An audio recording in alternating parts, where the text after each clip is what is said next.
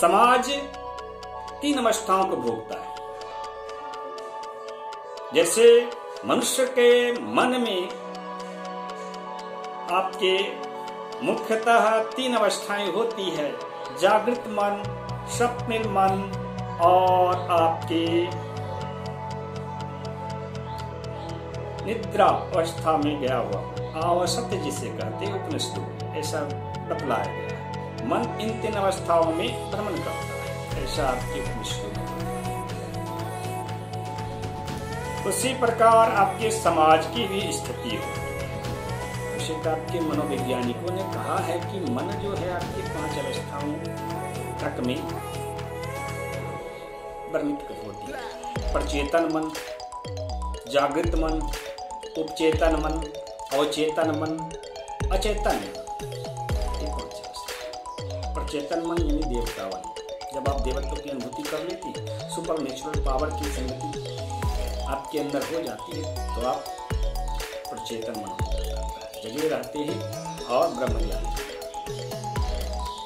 और जागृत साधारण अवस्था में जब आप जागृत होते हैं निद्रा से, तो उस समय आप अपने मन से जब कार्य कर रहे थे, अपने संकल्प के अनुरूप जो काम कर रहे थे, तो जागृत मन का काम हुआ।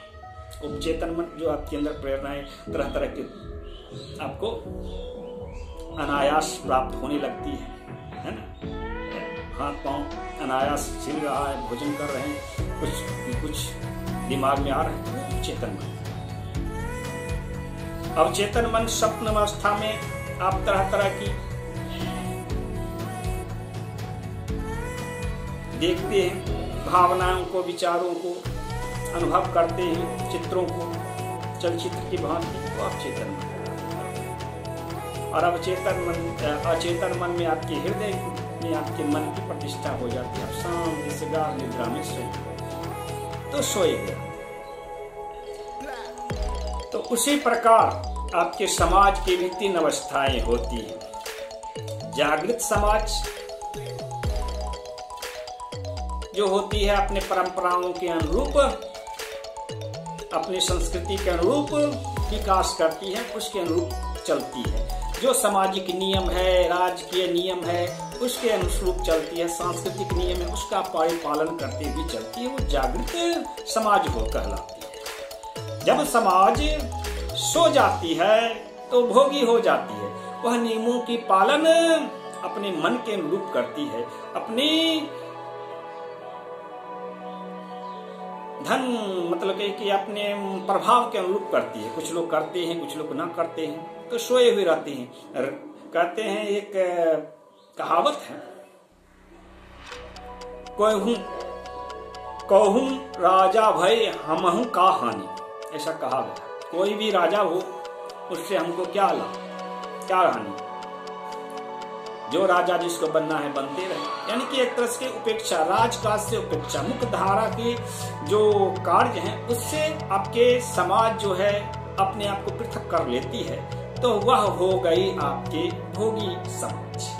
वो समाज सिर्फ प्राथमिक आवश्यकता और द्वितीयक आवश्यकता, भोजन, वस्त्र, आवास, शिक्षा, स्वास्थ्य और सुरक्षा, इतना ही धर्म क्षेत्र से और आपके राज क्षेत्र से प्राप्त करना चाहते हैं। बाकी कामों से अपने आप को पृथक कर लेती है। भोगी समाज आपके अन्वेषण कार्य नहीं होते। देखते अभी हमारा समाज कैसा है, भोगी समाज है, सेकुलर, तटस्थ, राजकाज से धर्म अलग। अब धर्म नहीं है, सत्व नहीं है, तो फिर उसको प्रेरित कौन करेगा, समाज मार्गदर्शन कौन करेगा। अब दान दक्षिणा दे करके मंदिर में चले आते हो, पंडित जी को दान दक्षिणा से मतलब है, वो आपको मार्गदर्शन करने वाले ना करें, तो फिर आप बोलते हैं हमारे मामले में टांग अड़ाने वाले आप कौन होते। संस्कार आप सिखाना नहीं चाहते और वो सिखाना भी नहीं चाहते, क्योंकि यदि अब वो संस्कार सिखा दें तो आप भी ब्राह्मण बन जाओगे, आप भी पुरोहित बन जाओगे। तो तटस्थता है, एक दूसरे के प्रति तटस्थ भावना, इसलिए आपके वैसा समाज जो कहलाती है वो भोगी समाज कहलाती है।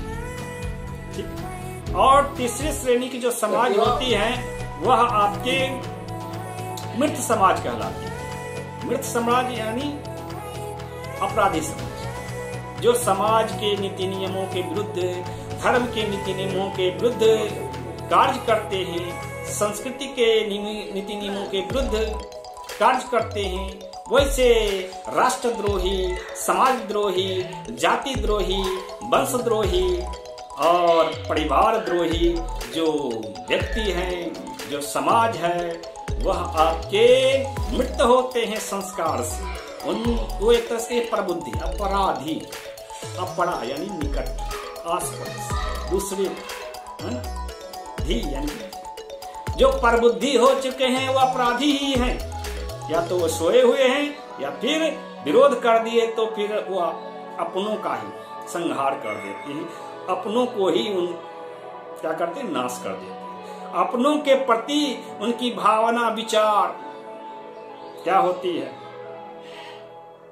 वृद्ध होती है, उल्टी होती है। वो अपनों को ही हानि पहुंचाने में विश्वास रखते हैं, तो वो हो गए मृत। ऐसा समाज जो अपने धर्म का नाशक है, अपने समाज का, अपनी जाति का नाशक, वह हो गया आपका मृत समाज।